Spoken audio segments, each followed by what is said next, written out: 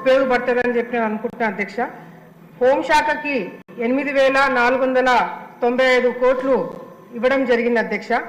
నా ఆలోచన అధ్యక్ష, దేశంలో డిఫెన్స్ కి రాష్ట్రంలో పోలీస్ శాఖకి సరిపోయిన ఫండ్స్ ఇవ్వాల్సిన అవసరం ఎంతైనా ఉంది అధ్యక్ష. ఎందుకంటే ఇప్పుడు చాలా కాన్స్టిట్యూన్సీలో నాతో పాటు ఎమ్మెల్యేలందరూ కూడా అగ్రి అవుతారు అధ్యక్ష. సరైన వెహికల్స్ లేవు. ఆ వెహికల్స్ కి పోలీస్ డిపార్ట్మెంట్ వెహికల్స్ రిపేర్లు వచ్చినా కూడా, లేకపోతే డీజిల్ పెట్రోల్ ఖర్చులకు కూడా అధ్యక్ష వేరే వాళ్ళని అడిగే పరిస్థితికి పోలీస్ డిపార్ట్మెంట్ వాళ్ళు రాకూడదని చెప్పి నమ్ముతున్నాం అధ్యక్ష. అంతేకాకుండా అధ్యక్ష, పోలీస్ స్టేషన్లు గతంలో ఎప్పుడో బ్రిటిష్ కాలంలో కట్టిన బిల్డింగ్లలో ఇంకా కొంతమంది అక్కడ ఉద్యోగాలు చేసే పరిస్థితి కనిపిస్తుంది అధ్యక్ష. నా కాన్స్టిట్యున్సీలోనే చాగల్మరి అనే మండలం హెడ్ క్వార్టర్స్ లో పోలీస్ స్టేషన్ ఏ విధంగా ఉందంటే అధ్యక్ష, ఎస్ఏలు లోపల కూర్చొని పనిచేయాలంటే ఎక్కడ పైనుంచి ఊడి తల మీద పడతాయనే ఒక భయంతో అక్కడ ఉద్యోగాలు చేసుకున్న పరిస్థితి ఇంకా కూడా కనిపిస్తుంది అధ్యక్ష. అంతేకాకుండా అధ్యక్ష, ఎందుకు బడ్జెట్ పెంచాలని చెప్పి మరి మేము నా ఆలోచన అధ్యక్ష, ఈ సరిపోదు బడ్జెట్ ఇంకా కూడా పెంచాలి అధ్యక్ష. ఎందుకంటే ఇప్పుడు మనం అందరం కూడా చూస్తున్నాం అధ్యక్ష, గత 5 సంవత్సరాల్లో మరి జరిగిన దాడులు, మహిళలపైన అత్యాచారాలు కావచ్చు, హత్యలు కావచ్చు, ఇవన్నీ కూడా జరుగుతున్నాయి అధ్యక్ష. మరి దానికి న్యాయం జరగాలంటే మన రాష్ట్ర విభజన జరిగిన తర్వాత మన రాష్ట్రంలో సరైన ఫారెన్సిక్ ల్యాబ్స్ లేవు అధ్యక్ష. ఏదన్నా ఇంపార్టెంట్ కేసు ఏదన్నా ఉంది అంటే అది హైదరాబాద్కి పంపించాలా, లేదంటే మంగళగిరికి పంపించాలి అధ్యక్ష. మంగళగిరిలో కూడా సరైన ఎక్విప్మెంట్స్ లేవని చెప్పి కొంతమంది ఆఫీసర్లు నాకు చెప్పడం జరిగింది అధ్యక్ష. అది హైదరాబాద్కి పంపించి కొన్ని రోజుల్లో రావాల్సిన రిపోర్టు కొన్ని వారాలు నెలలు తీసుకుంటున్నారు అధ్యక్ష. ఆ డిఎన్ఏ టెస్టులు కానీ, లేకపోతే ఇంపార్టెంట్ క్రైమ్స్ లో మొబైల్ ఎగ్జామినేషన్ చేయడానికి కూడా అధ్యక్ష అటువంటి ల్యాబ్స్ మన రాష్ట్రంలో తప్పకుండా పెట్టాలని చెప్పి కూడా మరి నేను కోరుకుంటున్నాను అధ్యక్ష.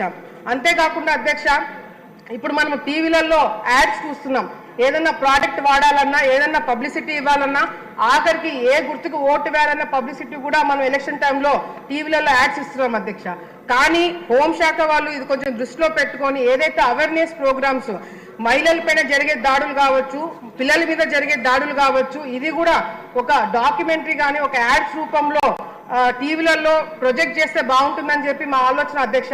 ఎందుకంటే చాలా మంది చిన్నపిల్లల మీద జరిగే దాడులు బయటికి వచ్చి చెప్పుకుంటే వాళ్ళ ఫోటోలు కానీ పేర్లు కానీ బయటికి వస్తాయేమో, అందరికీ తెలుస్తుందేమో అని చెప్పి ఒక భావనలో ఉంటారు అధ్యక్ష.